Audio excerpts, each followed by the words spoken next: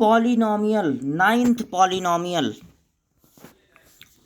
NCERT इस समय हम लोग लगा रहे हैं, एनसीईआरटी।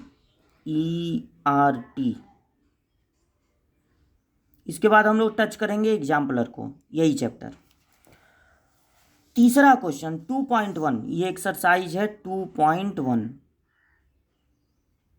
दूसरा चैप्टर है ना एनसीईआरटी में पॉलिनोमियल।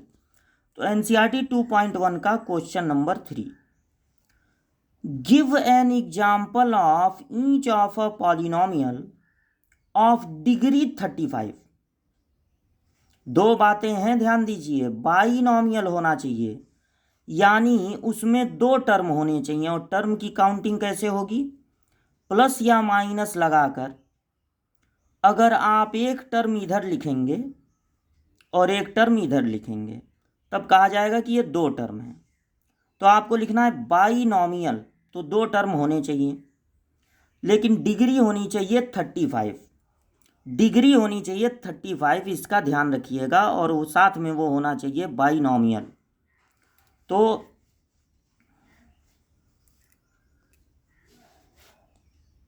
अगर आप लिखते हैं कुछ भी, कोई भी नंबर ले लीजिए, 2x पे पावर 35 आपने लिख दिया,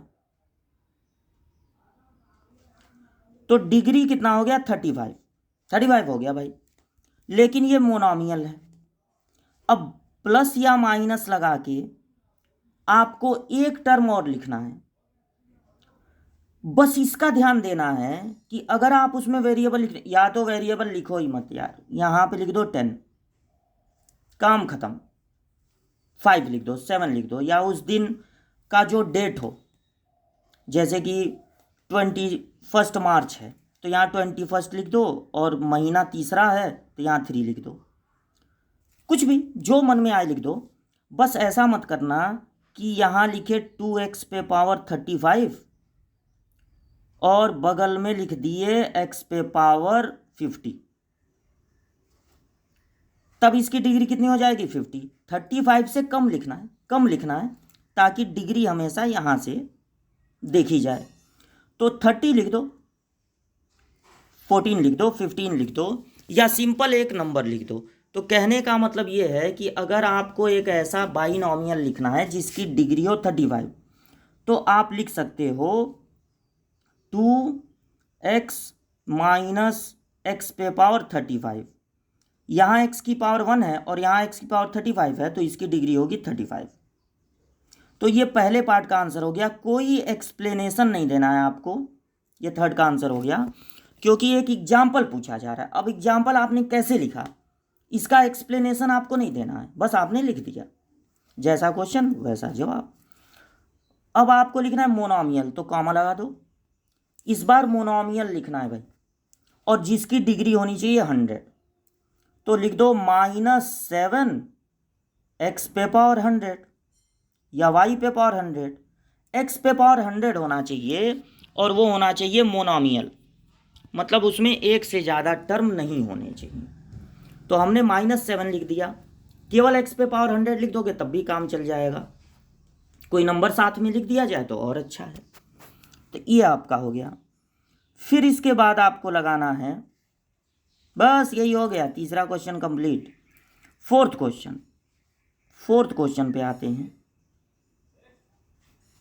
right the degree of each of the polynomial. तो डिग्री याद है कि भूल गए? डिग्री होती है जितने भी टर्म हैं सबको देखा जाएगा, और जो हाईएस्ट पावर होगी वेरिएबल की, that is degree of that polynomial. तो पहला वाला देखो, पहले वाले में कितने टर्म है? 5x पे पावर 3, 4x स्क्वायर और 7x। x की पावर कितनी है? 3। x की पावर कितनी है? 2। x की पावर कितनी है? 1। हाईएस्ट इसमें कौन सा है? 3। तो इस पॉलिनोमियल की डिग्री हो जाएगी 3। लिख देना है आपको कि highest power of variable is 3, therefore degree is 3।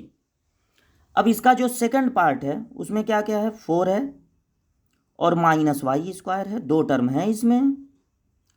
तो 4 में y है ही नहीं, तो y पे पावर कितना है 0। तो यहाँ पर y की पावर देखनी है आपको 0 और यहाँ y की पावर देखनी है 2। तो अब इसमें से हाईएस्ट कौन है, तो हाईएस्ट 2 है।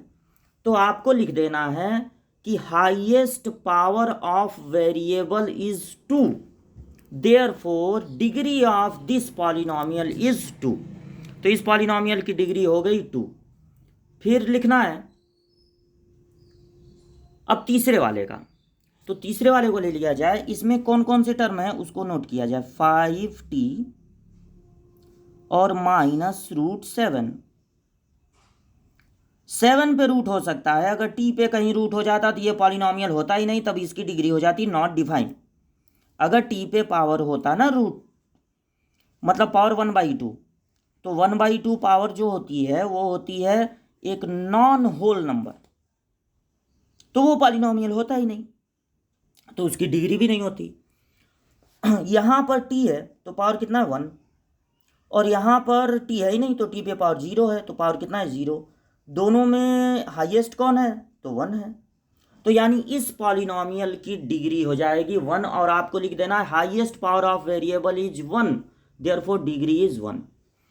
अब ये क्या है, ये है एक नॉन जीरो, जो जीरो नहीं है, नॉन जीरो कांस्टेंट टर्म है। तो नॉन जीरो कांस्टेंट टर्म की जो डिग्री होती है वो हमेशा 0 होती है। इसमें कोई वेरिएबल है ही नहीं, तो इसकी डिग्री 0 है। और अगर ये 0 होता, मतलब 3 की जगह 0 होता, तब भी इसकी डिग्री नॉट डिफाइन होती, तब भी इसकी डिग्री होती नॉट डिफाइन। बढ़ते हैं आगे, अभी बहुत आसान चीज़ें चल रही हैं, सारी मैथ ही आसान है, बस आप स्टार्टिंग से पढ़ते जाओ, कॉन्सेप्ट को ध्यान से समझते जाओ। तो अगला क्वेश्चन है 5th, क्लासीफाई कर दीजिए of the following as linear, quadratic and cubic polynomial. तो लीनियर पॉलिनोमियल एक बार समझ लेते हैं। लीनियर का मतलब है डिग्री 1 हो, डिग्री देखी जाती है, कितने टर्म है ये नहीं देखा जाता है, डिग्री देखी जाती है, डिग्री 1 होनी चाहिए। और अगर वो क्वाड्रेटिक है तो डिग्री होनी चाहिए 2, और अगर वो क्यूबिक है तो डिग्री होनी चाहिए 3। क्वाड्रेटिक मतलब डिग्री 2 और क्यूबिक का मतलब डिग्री 3। तो अब हम लोग चेक करेंगे, मतलब जो हम लोग 4th क्वेश्चन में चेक कर रहे थे ना, वही बात यहाँ भी चेक करनी है, डिग्री चेक करनी है। तो पहला क्वेश्चन आपने लिया तो उसमें आपको मिला x² और x, इसकी डिग्री कितनी है 2, मतलब डिग्री नहीं है, पावर। इसकी पावर कितनी है 2 और इसकी पावर कितनी है 1, हाईएस्ट पावर कितनी है 2, तो डिग्री कितनी हो गई 2। तो डिग्री 2 है तो ये लीनियर होगा नहीं, क्यूबिक होगा नहीं, डिग्री 2 का क्या मतलब होता है, क्वाड्रेटिक। तो 4th क्वेश्चन की तरह डिग्री चेक करना है और बता देना है कि क्या है। अब चलिए सेकंड क्वेश्चन में कौन कौन से टर्म है, x और -x³। यहाँ x की पावर कितनी है 1, यहाँ x की पावर कितनी है 3, तो डिग्री कितना हो गया 3, तो ये कैसा हो गया, क्यूबिक। बस यही बता देना है, degree is 3 therefore it is cubic. पहले ऐसे लिख देना, जो 4th में बताए थे, highest power of variable is 3, therefore degree is 3, and since degree is 3 it is a cubic polynomial. Next y² और 4 मतलब 4y पे पावर 0। तो इसका पावर कितना है 1, इसकी पावर कितनी है 2, इसकी पावर कितनी है 0, हाईएस्ट कौन है 2, तो डिग्री कितनी हो गई 2। और अगर डिग्री 2 है तो ये होगा क्वाड्रेटिक पॉलिनोमियल। इसको इरेज करते हैं, अरे इसको करते हैं इरेज और बढ़ते हैं आगे है 3t, नहीं ये बचा हुआ है 1 + x। तो पहला टर्म है 1, दूसरा टर्म है x। 1 का मतलब 1x पे पावर 0, तो इसकी पावर कितनी है, यहाँ वेरिएबल की पावर कितनी है 0, ये वाला क्वेश्चन लगा रहे हैं। और यहाँ वेरिएबल की पावर कितनी है 1, हाईएस्ट दोनों में कौन है 1, यानी इस पॉलिनोमियल की डिग्री कितनी है 1, और जिस पॉलिनॉमियल की डिग्री होती है 1 उसी को कहते हैं लीनियर पॉलिनॉमियल। क्योंकि जब इसको आगे चल के आप पढ़ेंगे कि जब इसको क्वाड्रेंट में प्लॉट करते हैं ना, इसको प्लॉट करते हैं तो एक लाइन मिलती है, इसलिए ये होता है लीनियर पॉलिनॉमियल। लीनियर पॉलिनॉमियल वो होता है जिससे लाइन बनती है, जिससे लाइन बनेगा वो हो जाएगा लीनियर पॉलिनॉमियल। तो लीनियर पॉलिनॉमियल है ये, क्योंकि इसकी डिग्री 1 है। अभी फ़िलहाल आपको डिग्री बता देनी है। अब देखिए इसमें एक ही टर्म है, दैट इज़ 3t, और t की पावर कितनी है 1। तो ये कैसा है, इसकी डिग्री कितनी हो गई 1। डिग्री 1 होने का मतलब ये है लीनियर पॉलिनॉमियल क्योंकि डिग्री 1 है।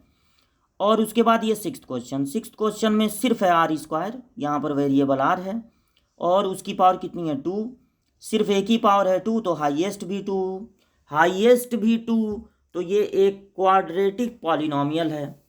फिर उसके बाद आपको दिया गया 7x3, बस एक ही टर्म है, एक ही टर्म होता है तो उसको मोनोमियल कहते हैं। ये मोनोमियल है तीनों, ये बाइनोमियल है तीनों, और ये ट्राइनोमियल है क्योंकि इसमें 3 टर्म हैं।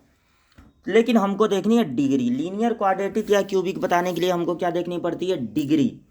तो यहाँ पर x की पावर कितनी है 3, सिर्फ एक ही पावर है, तो मैक्सिमम भी कितनी होगी, हाईएस्ट भी कितनी होगी 3, यानी कि डिग्री 3 है। डिग्री 3 क्यों है, क्योंकि highest power of variable is 3, therefore degree is 3। और अगर डिग्री 3 है तो क्या होगा, डिग्री 3 है तो ये एक क्यूबिक पॉलिनॉमियल होगा, ये होगा एक क्यूबिक पॉलिनॉमियल। तो छोटे छोटे वीडियोज हम बना रहे हैं 10 मिनट 15 मिनट मैक्सिमम, ताकि आपको पढ़ने में आसानी हो। एक साथ पूरा मत पढ़िए, बार बार वीडियो को देखिए, और 9th क्लास पूरा आप डिपेंड हो जाइए मैथमेटिक्स के लिए। इन वीडियोज पे आपको आराम से सारे मैटर मिल जाएंगे।